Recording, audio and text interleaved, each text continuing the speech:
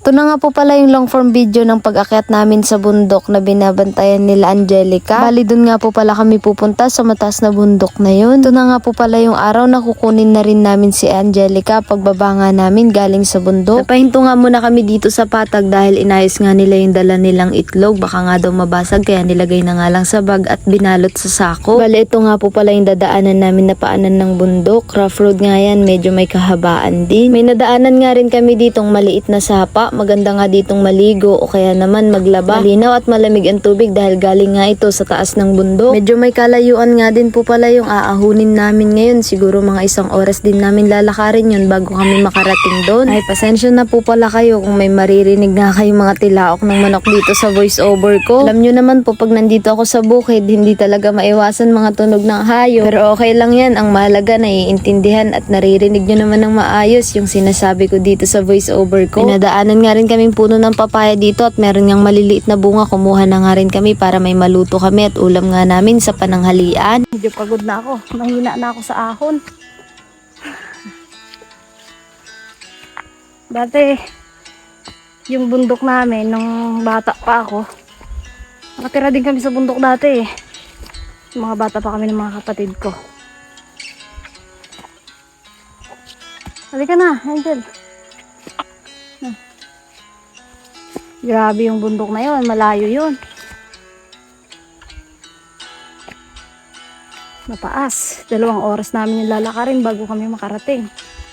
Doon kami nagtatanim ng mga palay, mais, kamote, kamoting bagin, kamoting kahoy. Kaya talagang kasanayan ko rin yung ganong buhay. Ayun, Angel. Ayun.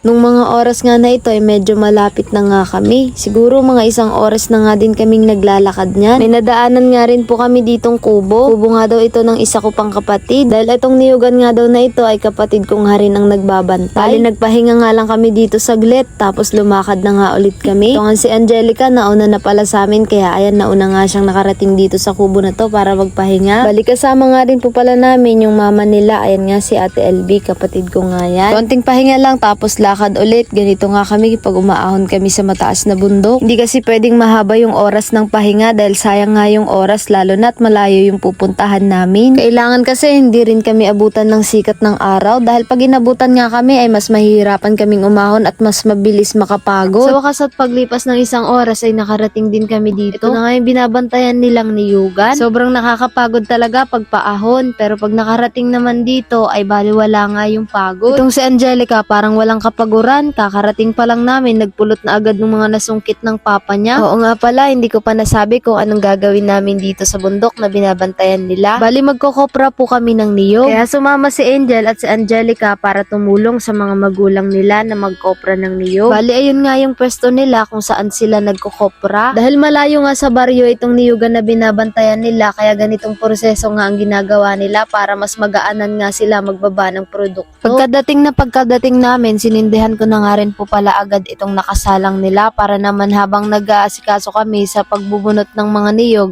ay naluluto na yung mga sinalang nila dito. Kailangan po pala dito konti lang yung igagatong natin para kung sakaling umapoy hindi aabutin yung papag at hindi masusunog. Baka nga lumiyab, madamay yung mga sinalang nating biniyak na niyog. Sobrang namiss ko lang din talaga yung ganitong buhay namin dati kaya naman talagang napasama ako dito. Syempre bukod doon para maipakita ko rin sa inyo yung buhay nila Angelica at ni Angel kapag sumasama sila dito sa bundok. Marunong pa si tita nagtapas. Ang galing naman ni tita. Nagulat nga sila Angel dito nung nakita nga nila na marunong akong magtapas ng niyog. Di kasi nila alam na pinagdaanan ko rin yung ganitong buhay dahil wala pa nga sila noon nung nararanasan ko rin ito. Nung namatay si mama taong 2012, saka ko lang din naman naranasan na magkopra ng niyog. Dahil kung saan-saan nga ako nun sumasama para lang manguha ng niyog at ibenta. Bali 14 years nang patay si mama kaya si Angelica nga ay wala pa nga siya noon. Si Angel naman dahil dahil 16 na siya, siguro mga 2 taon pa nga lang siya no. Maganda dito sa bundok kasi hindi ka magugutuman kahit wala kang dalang kanin. Kasi yung mga niyog dito, yung iba may tubo na. Bibitakin mo lang yun, tapos kukunin mo yung tubo at pwede mo nang kainin. Nako, alam nyo, napakasarap talaga nito. Pag natikman nyo to, magugustuhan nyo rin. Naalala ko lang nung bata pa kami ng mga kapatid kong nakakabata, nag-aagawan kami dyan kapag nga maggagata kami ng gulay. Tapos syempre magkakayod kami ng niyog. Pag nakita nga namin na may tubo yung niyog, pag-agaw-agawan namin yun. Akin to, akin yan. Dahil hindi pa nga sila nag-umagahan, naglaga nga muna si Ate LB dito ng itlog para ulam nga nila para sa umagahan nila. At ako naman dahil nagkape lang din ako sa baryo, kaya ayan, nagbaon na nga lang din ako ng kanin at sardinas at sumabay na nga lang din ako sa kanila mag-umagahan. Alam nyo po, napakasarap kumain sa bundok kahit sardinas lang ang ulam. Hindi mo mapipil na sardinas yung ulam mo.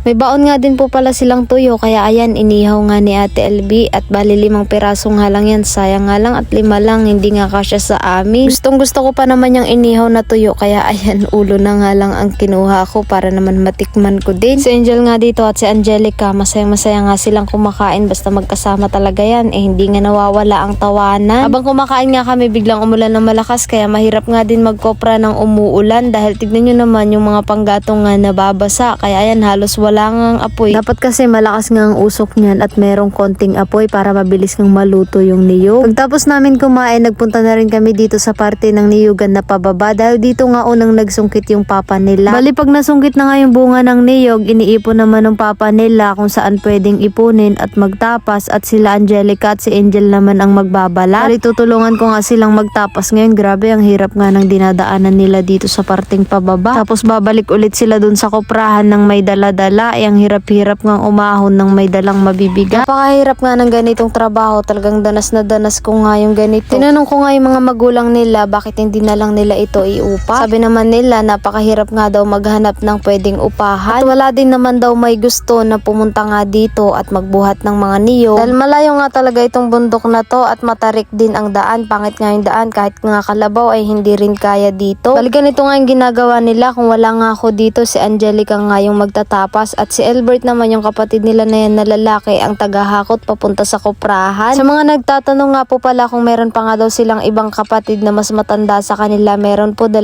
lalaki. Parehas ngayon na pamilyado na kaya syempre meron naman na din silang sariling obligasyon. Sa babae naman ang pinakapanganay nilang ate ay si Len, pamilyado na nga rin yun. Kaya naman si Angel at si Angelica na nga lang daw yung pag-asa nila dahil sila na nga lang din yung nakakatulong sa mga magulang nila. Pagdating sa mga ganitong trabaho at trabahong bahay, sabi ko nga sa mga magulang nila para mas makatulong yung mga anak nila pag-aralin nga nila. Kung hindi naman nila kayang pag-aralin ay paubaya muna nila sa akin. Kasi willing naman akong suportahan sila sa pag-aaral nila kung sakaling pumayag yung mga magulang nila na pag-aralin ko sila. Handa naman akong tumulong sa kanila hanggat nakakapag-earn ako dito sa pagbablog ko. Alam kong napakalaki at mahirap yung obligasyon na yun na meron akong pag-aaralin na 2 bata. Pero para kasi sa akin mas mahirap na nakikita kong nahihirapan yung kapamilya ko. Lalo na pag alam kong deserve naman nila ng tulong. Sa lahat kasi ng kapamilya ko, sila talaga yung nakikita ko na may pinakamahirap na sitwasyon. Kaya dapat lang naman siguro na sila ang tulungan ko. Meron ngang nagsabi na kapag kinuha ko nga daw si Angelica at si Angel, hindi ko nga raw sila mabibigyan ng kinabukasan. At kapag kinuha ko nga raw sila, ay palagi lang daw akong mai-stress at mamomroblema. Ako sa totoo lang, sanay at kinalakihan ko na rin tumulong kahit walang kapalit. Kaya sanay na ako dyan at hindi ako mamomroblema. Alam nyo kung saan ako mas mamomroblema sa inyo, sa inyong mga tao na hindi naniniwala sa kakayanan ko. Talagang masakit at nakaka-stress yung mga katulad nyong hindi naniniwala sa kakayanan ng kapwa nyo. Inuunahan nyo kasi yung pwede at kayang gawin ng Diyos sa buhay naming mga tumutulong. Pero huwag kayong mag-alala kasi kahit ilang beses nyo pa man kami uhusgahan, hindi naman ako magpapa-apekto sa inyo kasi hindi naman kayo makakatulong sa pagtupad ng mga pangarap namin. Saka ang importante, mas may tiwala ako sa sarili ko. May mga iilan nga nagtatanong nagtatanong sa akin kung paano ko nga daw kinakaya lahat. Ang ginagawa ko kasi mas nagtitiwala ako sa sarili kong mga desisyon kaysa sa desisyon ng ibang tao. Alam niyo po, bago ako naging independent, pakiramdam ko palagi nun, lagi akong nakakulong. Kasi bawat kilos ko nakadepende sa ibang tao o kahit sa sariling pamilya. Yung tipong pinapakinggan naman natin sila at sinusunod naman natin sila. Pero pansin nyo, the more na nakikinig tayo sa kanila, the more na nagpapatali tayo sa kanila, wala ring pagbabago sa buhay natin. Kaya alam nyo nun, ang ginawa ko nung napagod na ako, nagpakalayo-layo muna ako at gumawa ko ng sarili kong desisyon. At pinag-aralan kong maigi kung paano hindi ako maaapektuhan kahit maraming hindi naniniwala sa akin. Hanggang sa namalayan ko na lang na kaya ko pala kahit hindi ako bumase sa ibang tao. Kaya ngayon, sa lahat ng taong hindi naniniwala sa akin, ito lamang pong masasabi ko sa inyo. Gaano man po karami ang negative na salita na marinig ko sa inyo at sabihin nyo sa akin, hindi ako maniniwala at hindi ako magpapaapekto sa inyo at baliwalayan lahat sa akin. Kasi bukod sa plano ng Diyos sa buhay ko, ay sariling desisyon ko lang din ang pinaniniwalaan ko. Dahil yun ang alam ko na mas makakatulong sa akin. O siya, puputulin ko na po muna ang video na to at itutuloy ko na lang ulit sa susunod na upload ko na lang from video. Maraming salamat po sa panonood at sa palaging nag-share at syempre sa lahat ng naniniwala at nagtitiwala.